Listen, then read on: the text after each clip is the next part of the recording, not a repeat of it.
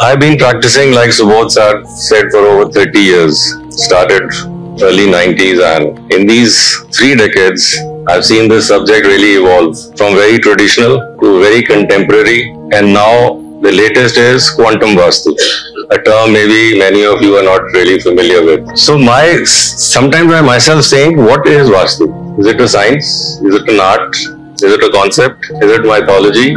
Is it just some kind of hypnosis that people just get drawn into? What really is vastu? So before I share what I think vastu is, I'd like any one of you explaining or sharing your ideas about what this subject is. Sir, would you like to? It's definitely a science. It's a science. Excellent. Hanji? I don't know. You don't know much. Okay. So what? We have considered it as a science to the lifestyle of the. Okay. It's their job to know about it, but what is it? That was the question. What do you think is vastu? So it's like placements and alignment. Okay, so elements. They basically look at the elements. Excellent. Anji. Balance the energy. Very nice. Alignment of body with alignment of earth. Wow. Excellent. Excellent. Excellent. Anji, anyone from this side? You've not heard about vastu? There is nothing? So placements.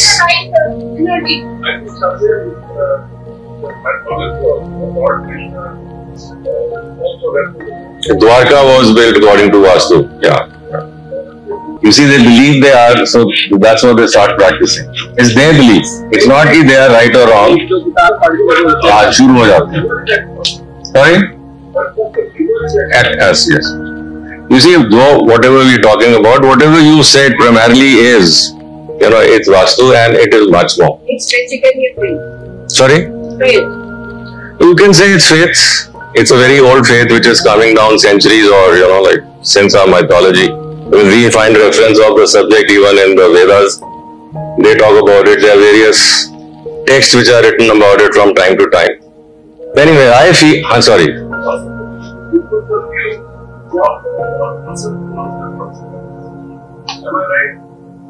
So say again, vastu? Views? Like medical science, the views of a doctor would always vary from one to another. So they are in any field. It's not vastu.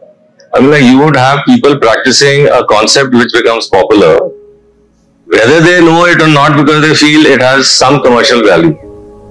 So they will try to give their 2 bits, and you see the irony is that there are people who are, they are willing to fall for that advice, and they start following it.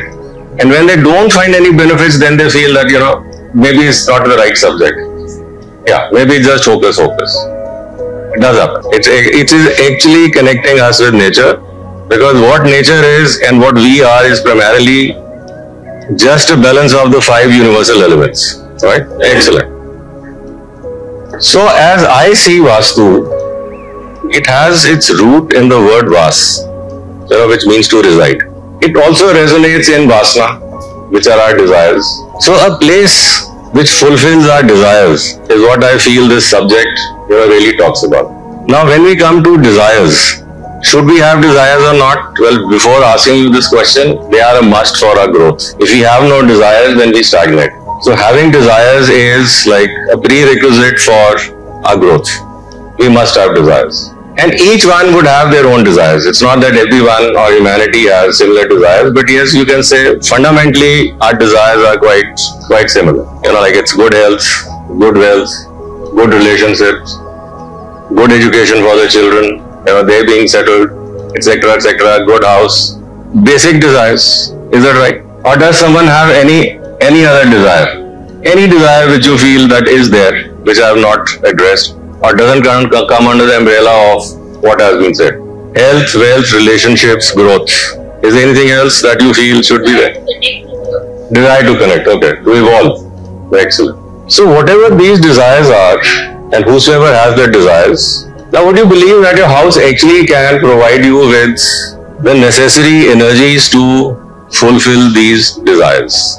The subject of vastu if we really follow it to the T, it has the ability, it is very capable of providing us what we are, and like Sir mentioned that it is connecting us to nature, which actually it is. But before I get into how we are connected to nature, there is something which I discovered over a period of time, and ever since, over the last 30 years when I started practicing, there was also an emergence of quantum physics. Subject is very old, quantum physics, but it came about, it started getting popularity, let's say in the 90s. Early 90s it started getting popular.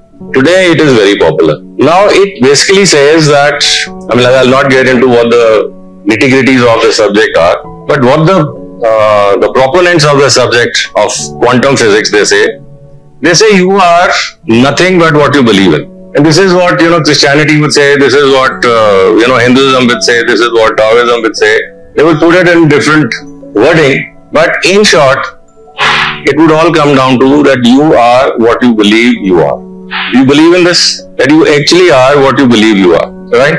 Now, when we talk of belief, I'm taking you slightly at a tangent to what the core subject is. This is an esoteric concept which I find it very relevant. That when we talk of beliefs and you become what you really believe in, the first beliefs that we've all been told and, we are born and brought up with is that we are human beings and we are striving for a spiritual experience.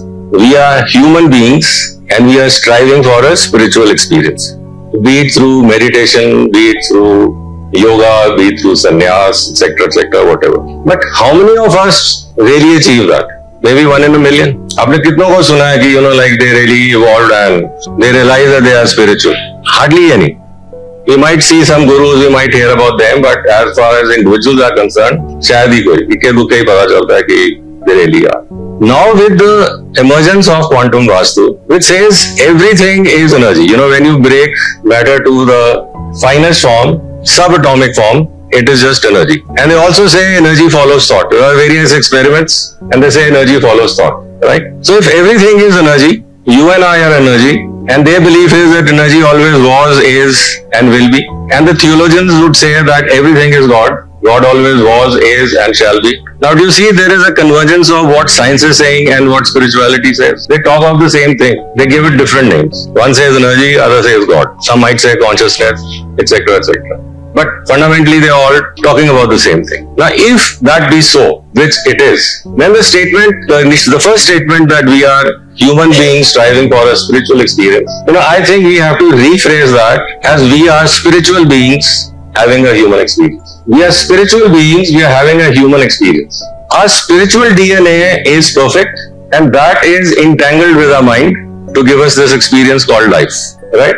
Our mind is limitless because it is entangled to the spiritual DNA. So our mind is limitless, yet we confine ourselves to the domain of our beliefs. So hum, like everyone is huge, everyone has tremendous potential. But what we make out of it is what we believe we are. We shrink ourselves to our beliefs. Is that clear to everyone? That we are really shrinking ourselves to what we believe in.